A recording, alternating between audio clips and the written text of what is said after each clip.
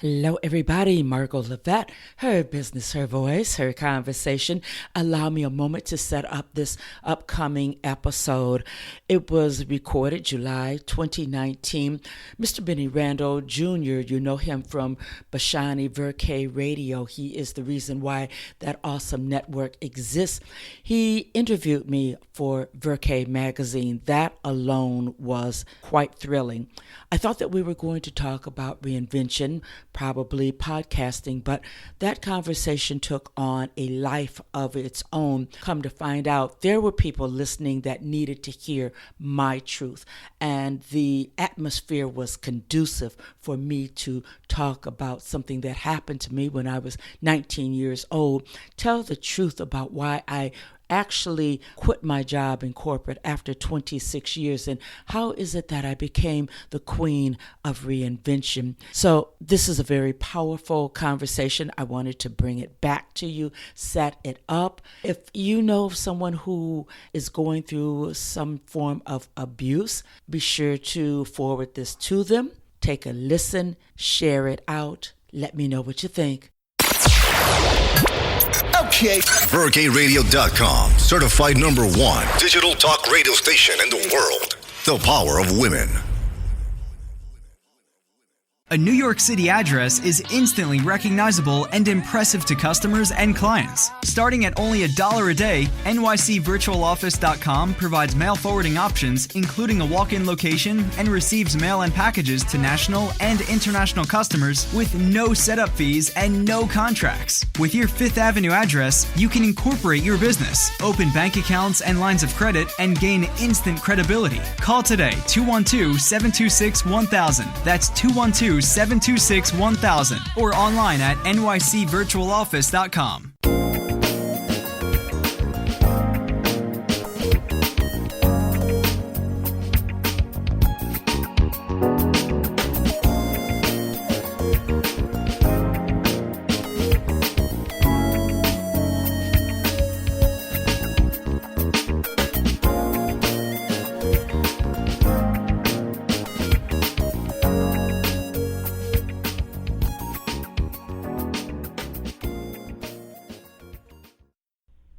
Good evening and welcome to another edition of Vercay Magazine. I'm your host, Bennie Randall Jr., aka The Motivator, and you can learn more about me at BennieRandall.com or my private community at BennieOnDemand.com. That's BENNIE ondemand.com. Thank you for joining us on another powerful edition of Vercay Magazine. My guest today is an extraordinary woman. She needs no introduction. Why? Because every Tuesday she brings you one of the hottest shows on Vercay Radio. Her business, her voice, her conversation. Hot damn. Margo Lovett. I call her, and I'm coining this right now, Margo. She is the queen of reinvention. Margo, how are you doing today? I am so good. Oh, my goodness. Thank you. Thank you, Mr. Randall. That is, what an opening. I love it. Thank you. And you know what? Some people would say, oh, he just made too much out of it. But can I go ahead and toot my own horn for a minute? It took grit and gumption, nerve, and investment to become the queen of reinvention. And I am so happy and blessed to be here with you tonight. So thank you for this opportunity. Let me tell you, if you don't toot your horn, who gonna toot it? You understand? For real. You gotta toot it so they can hear it, and then they'll start beeping and bopping it, right? You Yes. better ask somebody, Margo. Let me tell you why I call this young lady. And I can say that because she is very youthful in her wisdom. I call her the queen of reinvention because she has fully recreated herself into whom she was supposed to be in the first place. She left the corporate world and she never, ever looked back. So, Margo, here's my first question. That day, you made up your mind, and I want you to take my listeners there. I want y'all to close your eyes while Margo talk here, and I want you to focus on this, Margo. That day, you said, I'm done. This is my very last day in the corporate world. Tell us what that was like and what it felt like. How did it feel going out that door? It felt scary, but it felt like a decision that had to be made. It's Christmas Eve, and the office was shutting down early, and I looked around, and I just thought, I can't come back. This is it. Got involved in a harassment type of situation that had been going on for, the harassment began in the summer, and I just made it until December. I looked around and I said, I can't do it anymore. I can't look over my shoulder and hope that he doesn't come into the office. I just can't duck and dodge any more phone calls.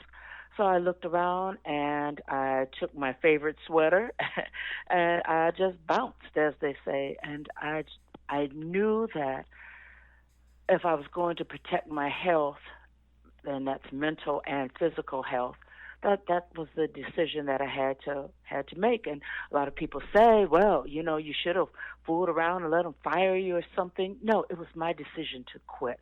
I was literally running for my life. I had reported this person to HR twice. Nothing was done. So I had to do what I had to do, and that was to leave then, not look back. And it was the best thing that I ever could have done. I love it, Margo. Let me ask you this question, Margo. Who, without saying the name, who were you running from? You know what?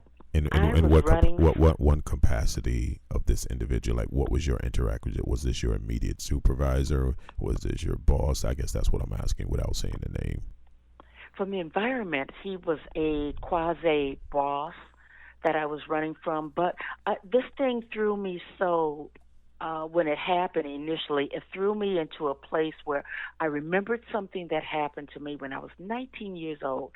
So I was not only running from this quasi-boss, but I was also running from something that happened, abuse that happened to me when I was 19. And I didn't even realize that that's what was going on at the time. I just knew that I felt so terrified and so bad and shaking and crying, and I couldn't make heads or tails out of anything. So in answering your question, I was running from him, and I was running from something that was unresolved from back when I was 19 years old. Oh, my goodness, Margo. When I'm on this microphone, we're going to get to the nitty-gritty. Do you mind sharing a little bit about what you were running from? Because here's what I believe, Margo. I believe there's somebody listening to this show right now that's running, and they haven't found the door they need to get to. And maybe this is going to be the inspiration they need. If you don't mind sharing a little bit, what was you running for without getting, I guess, too graphic? If you don't mind, if you do, then you just say, no, I'm not going to answer your question, Bennie. But what can you share with my audience you was running for? Because it's important that people understand that sometimes the things that we are going through right now are the results of things that happened to us in the past. Yes, indeed. And that was exactly it. I worked at this major corporation for 26 years, talked to people all over the globe, male, female, 26 years, every day, just talking to people. But this day in particular, this gentleman called me, and he was very abusive, and he was rattled, and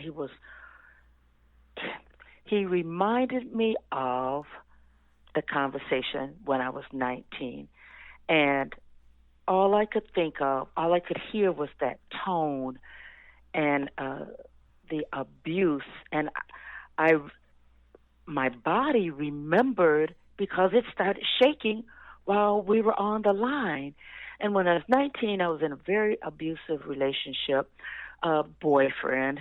as I called him. And one day I said something, and I heard that tone. And before I could get out of the room, the man had jumped on me, and he was just hitting me. And I didn't even say anything, but I remembered that tone that led up to him just jumping on me like that. And the only way I got out of the house that day was that his brother came in and wrestled him down, and I'm kicking and I'm pushing, and I run down the stairs and run out of the house, and I just remember that tone, that crazy tone that you don't hear from people. But I heard it that day at work. I heard it, and that's what set everything off. So looking back to help someone, I would say, first of all, if they jump on you the first time, that should be the last time. You know, I really, that in all honesty, that was not the first time. But that day I paid attention to that tone. That's why I knew what was going to happen, what was coming on. So if they do it one time, then you're probably not wrong to expect it to happen again. And it has nothing to do with them loving you, not loving you, none of that. It's them. Don't you hang around for that. And get yourself some help. Because had I sought some help, had I not decided to bury it, thinking that I was weak and what was wrong with me, that he would even do me like that, then I probably would have not taken it so personal when this gentleman came across the same way. And when I researched and I went to HR after the incident, I found out that he had been overwhelming and overbearing with other women, but nobody did anything about it. They didn't care to take it as far as I needed to take it. So that's it in a nutshell. I love that. I love your transparency, Margo. That's because that brought back something personal and close, because my sister was murdered by her husband at age 25 because she wanted a divorce, and he said, if I can't have you, no one can have you. So, and I think what was more important is that she never told anyone, because she had a couple of brothers that she would have probably responded in a different way had they known what was going on. And so the fact that she kept it to herself made the difference of probably the result, because no one lets anyone mess with their sister, their little sister at that. So I applaud you for doing something about it, and I applaud you for speaking up. So you basically was speaking up and Me Too in way back when, before even people even know what was going on. So that's I applaud you for that, with the utmost respect. So now let's move a little forward, because we want to get into this reinvention part of it. But I was glad that you gave us, that background, so now people can see, okay, here's what Margo went through, and here's how she got here to that point. And I love you exposing how you felt when you decided it was time to leave. When you decided it was time to leave, and this is a very important question, did you feel it was time to leave because he pissed you off and made it uncomfortable, or did you feel it was time to leave for your own well-being? That's a good question, and I can answer it knowing that it was time to leave for my own well-being. I never had a problem with my blood pressure or anything like that, but everything had spiraled so far down the rabbit hole until my numbers were off physically. I was actually going to a therapist because I couldn't make heads nor tails of why I was crying every day, and I would even call the therapist on the way to work. That last month it got just that bad, And why was it every time the phone would ring, I would just start shaking? So I needed some answers and some closure about all of that. So long story short, I left for my own well-being. I was totally angry with the company, totally. But, it came to the place where I couldn't even care about being angry with them. I had to make sure that I was going to be okay because I have a daughter. And, she wasn't a baby daughter, but I had a daughter. My mom's health was failing. And, my health had to come into play. I had to take care of myself. And that's where that came from, just running. Take your sweater, put your purse, and corporate teaches you well to document everything. So take your folder, take your calendar, take your files, take everything that you haven't already sent to your house, and get your favorite sweater, and you get to getting. That's what you do. So that you can save yourself. I'm laughing because you said you get to getting. Yeah. I know that term from the South. Yeah, it's like you get to getting up out of here, boy. I tell you that.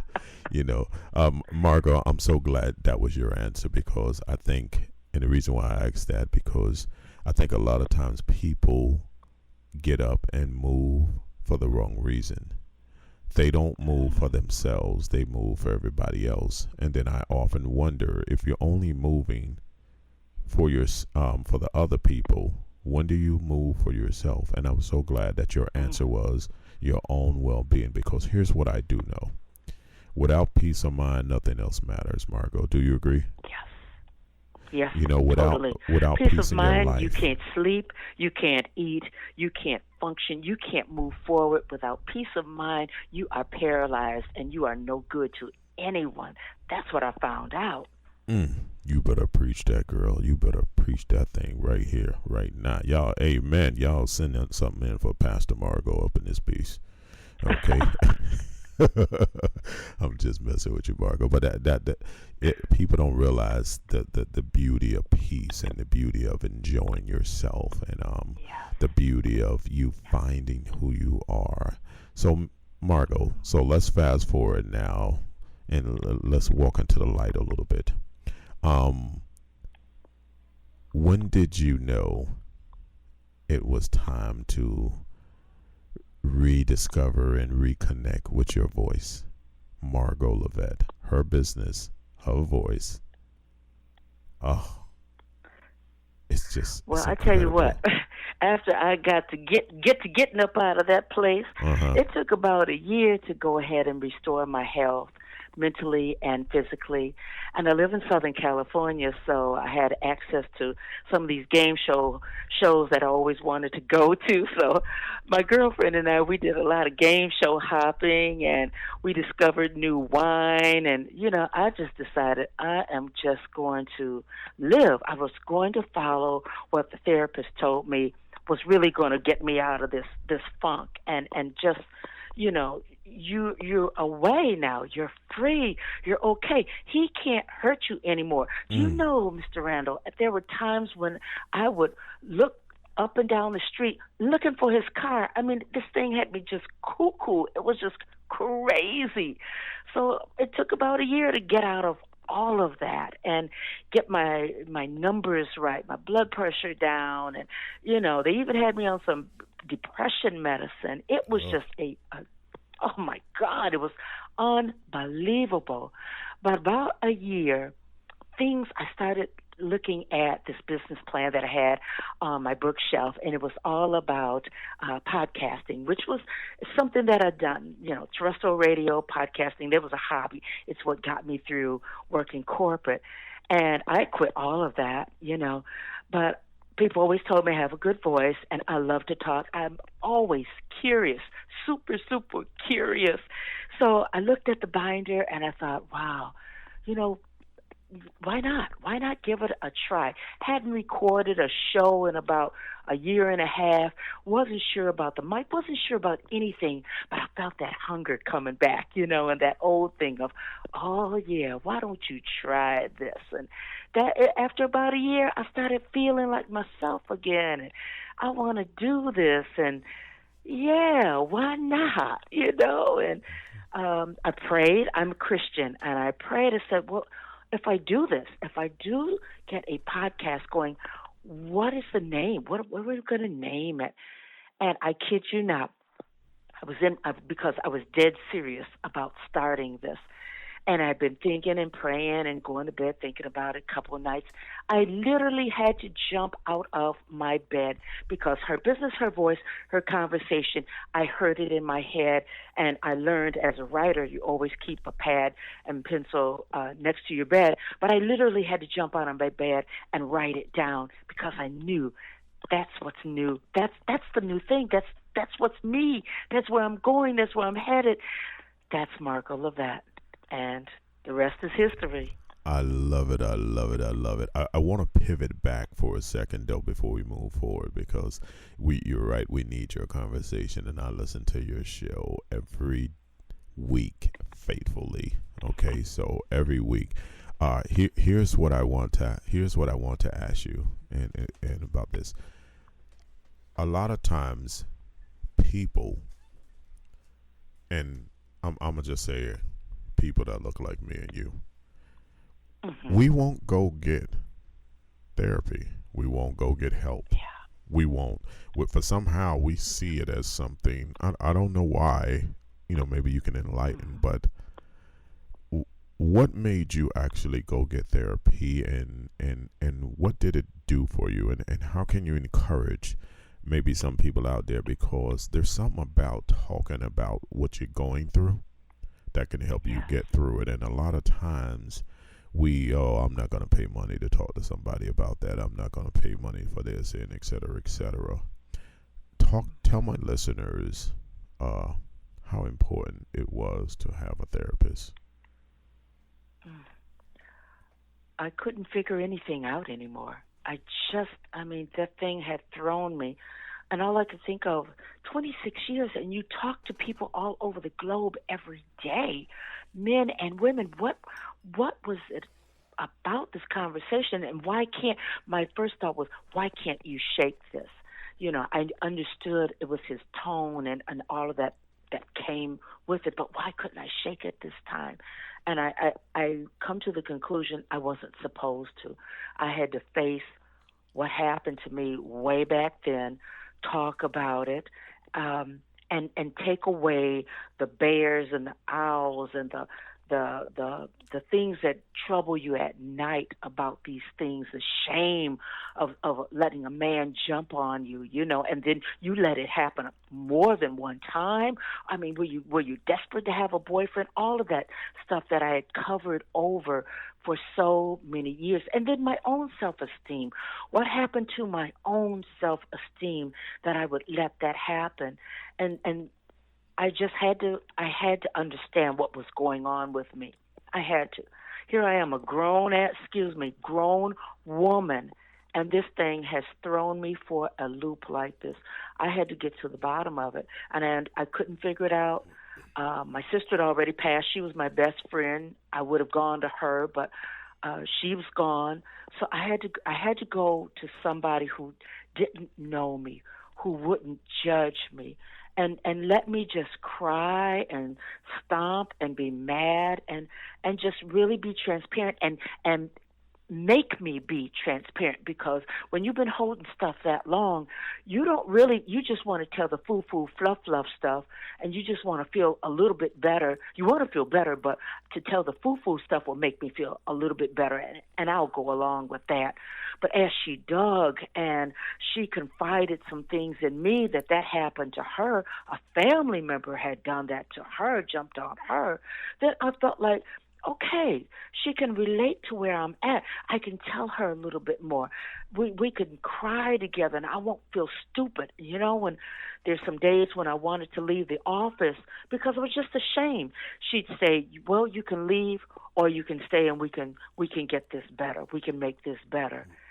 So you need the support from a person who doesn't necessarily know you, a person who can give you things to read, a person that can encourage you to journal. And, people that look like me, we need to talk these things out, because we don't just have abuse that goes against us. We have working as a single parent. We have so many cares of the world that come into play until you can't begin to uncover all of this stuff by yourself. And to invest in yourself, I guess that's why I became a strong proponent of investing in yourself. Invest in your mental health. Invest in your health so that you can invest in your entrepreneurial health. It all goes hand in hand. And I'm a talker. I'm sorry, that's a long way through the forest, but I totally believe. That's okay. I'm a talker too, and I love hearing you talk. And you have that radio voice that makes it soothing. So, you know, we're both on the same road. Something interesting that I heard what you were saying in your answer, and that was you kept blaming yourself. When did you stop blaming yourself? Because I think that's what happens to a lot of people, whether men and women. Things going on in their life, and it might be because of how somebody else was feeling that they want to throw it on you. And then you get what we call that victim syndrome, where you just blame yourself of why it went on. Like, when did you stop blaming yourself, and how can others who are blaming themselves right now and listening to this show, Margo, because I believe somebody needed to hear this, how can they stop blaming themselves? With the help of a therapist who's going to tell you that what happened to you, he did that for his own reasons. Maybe you said something that would trigger him, but he came into the relationship with issues that didn't have anything to do with you. And you are, as an adult, have the right to speak and to be yourself in a relationship. And when the day comes that you can't be any longer, then you have to leave. You have to do that. And you have to understand that it wasn't your fault. It just wasn't your fault. That day on the phone, it wasn't my fault. I was just doing my job. And when you do that internal work and you're honest, you know, when I was 19, that was not my fault. Here I am, 60 years old. That was not my fault. That's when I got my freedom. When I truly believed it, I had to believe it. I had to know that whatever transpired that day was not my fault. And it took me some time, but I believed it. And then I had to conclude, you know what? It's not even HR's fault that they didn't do anything about it. It's nobody's fault. It all worked together for good for me. Once I went and I got the help with a therapist, as the word says, all things work together for good for them that love the Lord. Period. Point blank. It was time for me to leave, and I was stuffing away my 401k. I was comfortable, just going to coast along a little while longer, but it was time for me to start this podcast. It was time for me to understand the power of podcasting, and it was time for me to do it then. And that's what I came to believe. That took place of my blaming myself. So in other words, like what I've heard before is that, you know, when you want to stop doing something, like, you know, whether a bad habit, you can't just stop it. You have to replace it with something, you know, in order for it to really take effect. So you replaced all your doubt with what your strength was, and that was getting on that microphone and allowing people to expose themselves and their power and their gifts and their nuggets that you share with millions of people around the world globally now. And that right there, my friend, is an incredible gift and an incredible blessing. So I salute you on that. Margo, let's fast forward a little bit because I know we're running low on time. Tell people about your reinvention, and like, how did you come to the point it was time to reinvent yourself? Because I think we all go through phases in life. Like myself, I used to be a rapper, you know, shaking what my mama gave me, you know, before I became a investor and CEO and entrepreneur. So I had to reinvent myself from what I was then to whom I am now, Bennie Randall Jr., aka the Motivator. Tell the listeners about the process of your reinvention, and I call you the queen of reinvention. Tell them how they can reinvent themselves. I tell everybody, start with a mentor. Start with a strategist. Choose somebody who's doing exactly what you want to do. Because especially coming from corporate, there's so much that you don't know. You know a lot, but there's so much that you don't know. So I knew that I wanted to get back into podcasting. I knew that I wanted a stellar show. I knew that I was not playing with this next move. So I hired the best that I could hire, and this is where this investment thing comes in. You can't be too cheap. You are so worth the investment of hiring the best strategist, somebody who can show you what your steps are to be so that you can go ahead and be successful. He forced me, and I'll say forced because I really didn't want to, forced me to write a book. After, I think we were 6 months into podcasting, and the show was really going off really, really well. And I got a chance to become a part of Vercay Radio. Thank you, thank you, thank you. He told me, he says, people know who Margo Lovett is on her business, her voice, her conversation, but they don't know who you are. You need to write a book. And that was hard. Because there you go, being transparent once again, and nobody wants to read fluff. People want to understand, how did you do this? So I wrote the book and actually talked about taking it back to childhood, feeling some kind of way when I was a kid, taking it on up to coming to the reinvention. So you have to write. I found writing a book really, really helped me. It gave me a lot of clarity as to how did this happen. And then doing the podcast, because I want to be true and be sure to bring on the guests that help others understand that I did it, you can do the same thing. Now listen to these guests, because they're going to tell you about copywriting, all those things that you need to know about. How did they step out of their comfort zone into what they're doing now? Princess Banton, who the producer of Housewives of Atlanta, Casey Grant, the first African-American flight stewardess for Delta, Lee James, who came from a horrible, horrible past, and she brought home bronze in 2015. How did these women do it? And then even now, former Congressman Walter Tucker, had a conversation with him.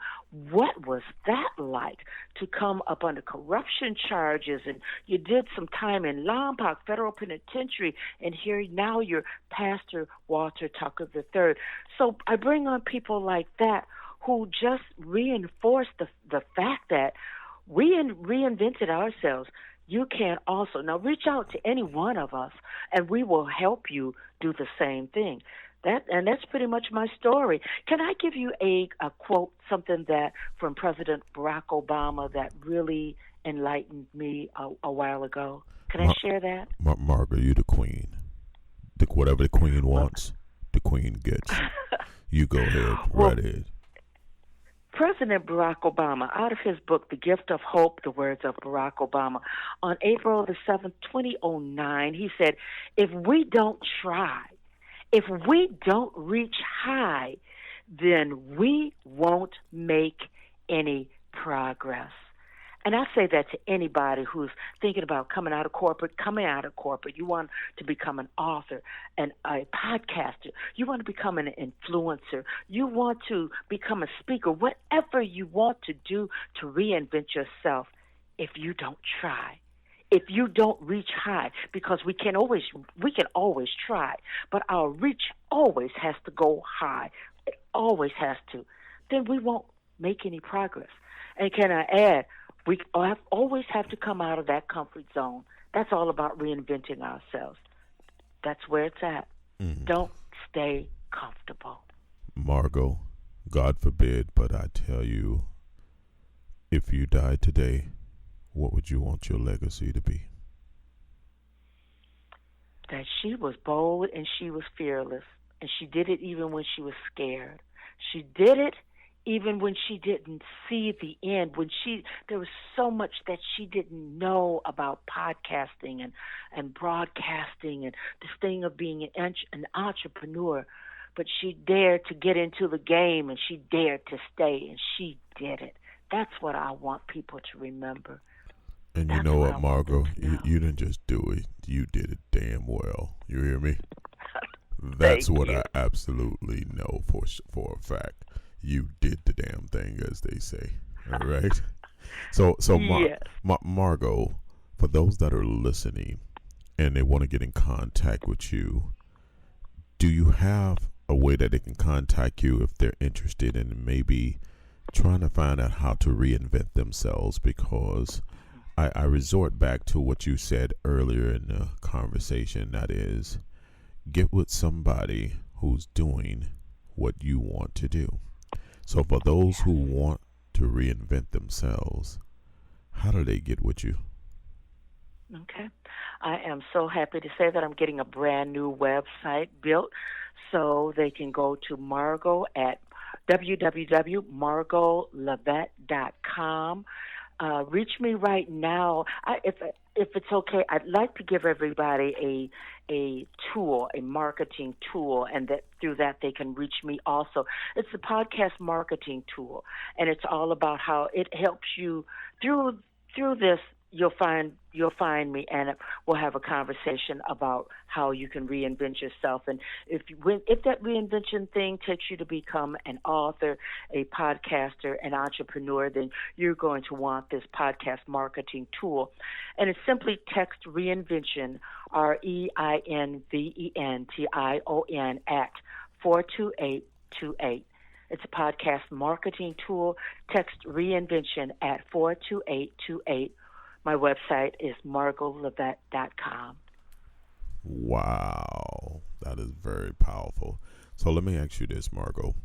If I ask you, and we're getting down, so I want to make sure I get you out of here on time. I could talk to you for the next couple of hours, because I love when you throw out that wisdom to help those, and you do it every single week. But I felt it was time for you to get on the other side of the microphone just for a moment. So if I can ask you for 2 nuggets for somebody wanting to reinvent themselves, what would those 2 nuggets be? Just get started. First thing is just get started. Don't wait for all of the answers. I don't think that you're ever going to have all of the answers. But as I say, get with that mentor, that strategist, and decide in your mind that you are going to get started. Second thing is, do not compare yourself to others. There are going to probably be some times when you're going to feel like Noah building an ark. Many things in this life, they start out slowly, and it takes a moment for you to get your voice, for you to get your feet on the ground and really move this thing of reinvention along, even though consistency is where it's at. But get started and be consistent. Build up on what you say you're going to do. If you're going to write that book, then I don't care if you have to go ahead and get a recorder and speak the book into existence. You can always transcribe it. If you say you're going to be a podcaster, get with me or get with somebody else who can go ahead and get that thing together. Let's take one day and let's build the doggone thing. Let's not deliberate. Let's do it. And entrepreneur, yeah, it's a rugged road, but get yourself in position so that you can be a blessing, and you can be blessed. But those 2 things, do it, get started, be consistent. And as we begin to wind this down, Margo, let me ask you something. Can you explain to the listeners how important it is to, and you alluded to it earlier, but how important it is to invest in yourself? Because we spend so much time looking at what everybody else doing, as they say, counting other people's money.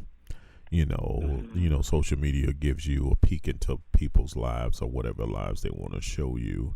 And sometimes I get it can be overwhelming when you see everybody else making a little something and you're not, or vice versa. They look like they're making a little something and they're not. But that's a whole nother show. But Yeah. but what I would like to say is this: how important it is for people to get off their assets and start investing in themselves. Because if you don't invest in yourselves, as I said earlier, when you say, could you toot your horn? I was like, if you don't toot your horn, who gonna toot it for you? Because ain't nobody out there ready to toot your horn. You gotta toot it and make them notice that you even got a horn. How important it is for people to invest in themselves. It's imperative.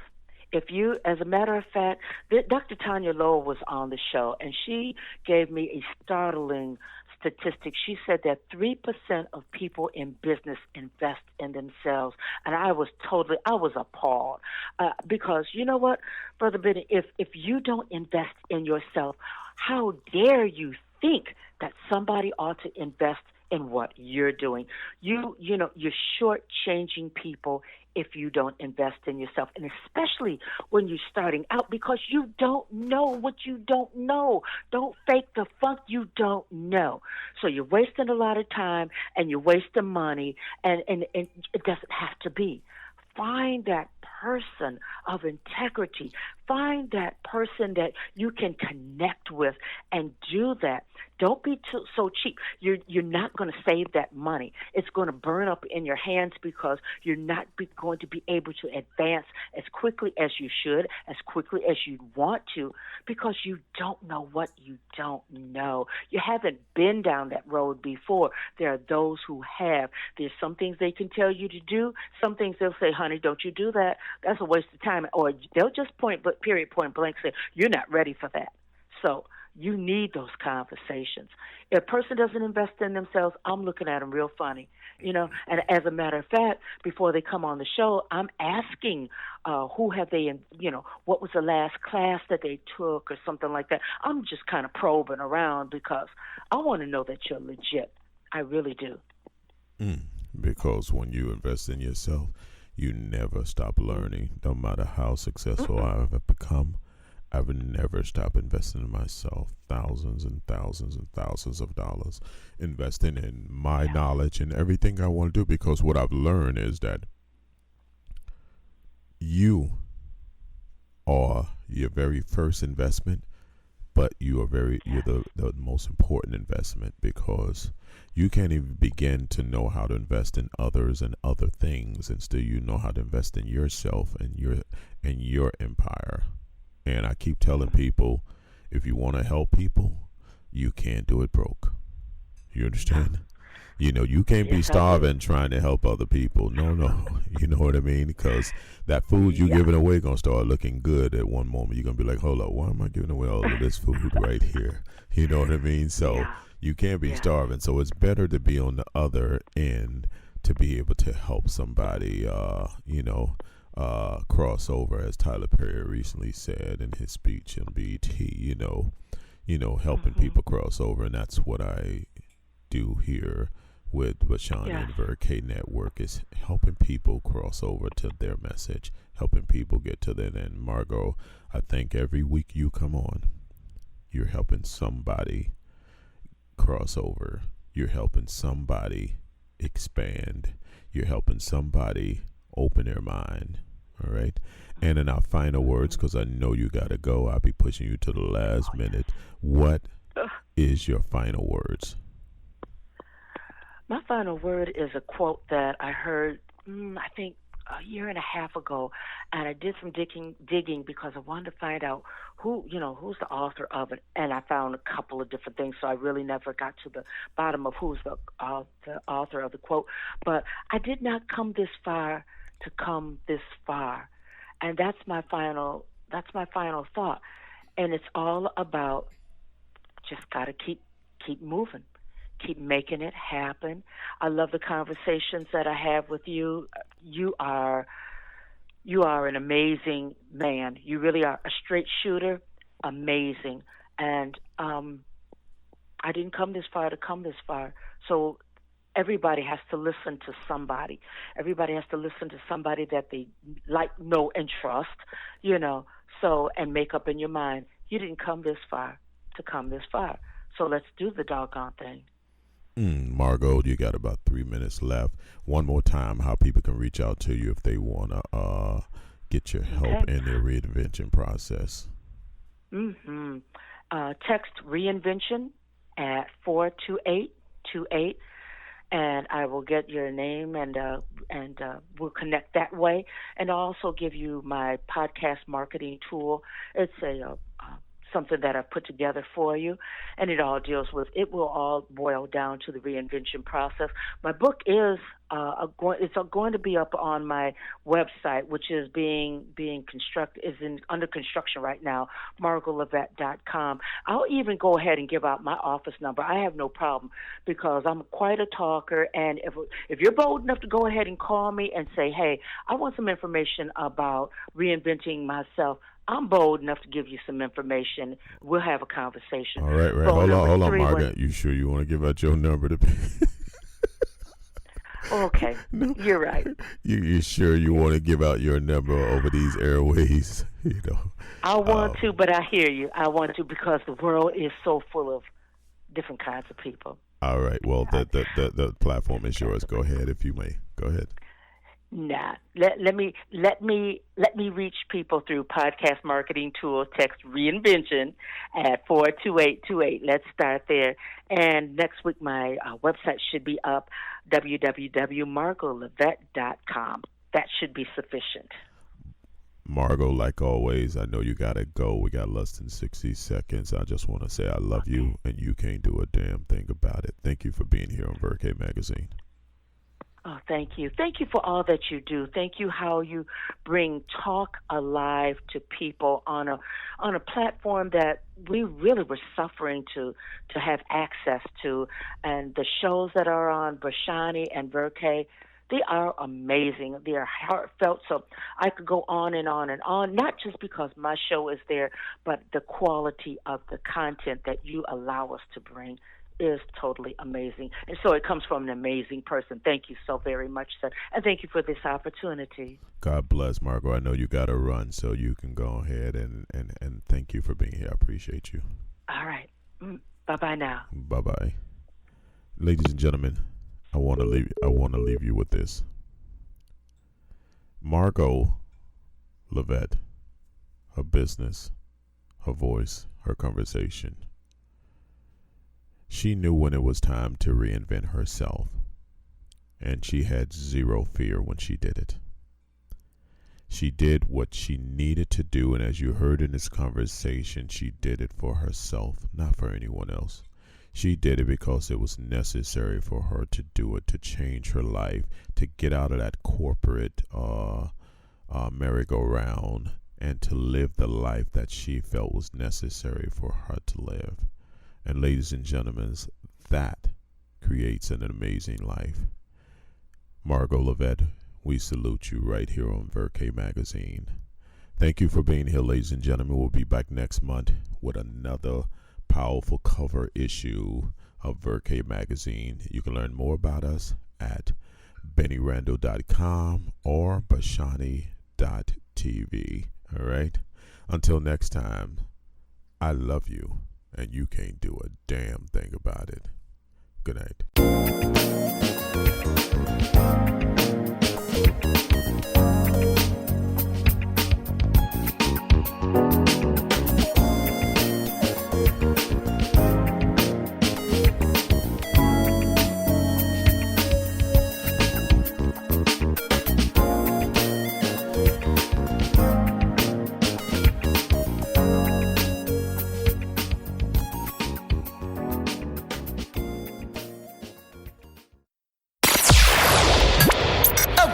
VercayRadio.com, certified #1 digital talk radio station in the world. The power of women.